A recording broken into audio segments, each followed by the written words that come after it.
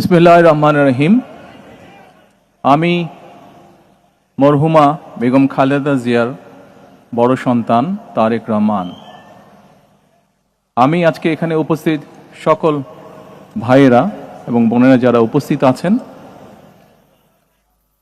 মরহুমা বেগম খালেদা জিয়া জীবিত থাকাকালীন অবস্থায় যদি আপনাদের কারো কাছ থেকে কোনো ঋণ নিয়ে থাকেন, দয়া করে আমার সাথে যোগাযোগ করবেন, আমি সেটি পরিশোধের ব্যবস্থা করব ইনশাআল্লাহ। একই সাথে উনি জীবিত থাকাকালীন অবস্থায় ওনার কোনো ব্যবহারে, ওনার কোনো কথায় যদি কেউ আঘাত পেয়ে থাকেন, তাহলে মরহুমার পক্ষ থেকে আমি আপনাদের কাছে ক্ষমা প্রার্থী।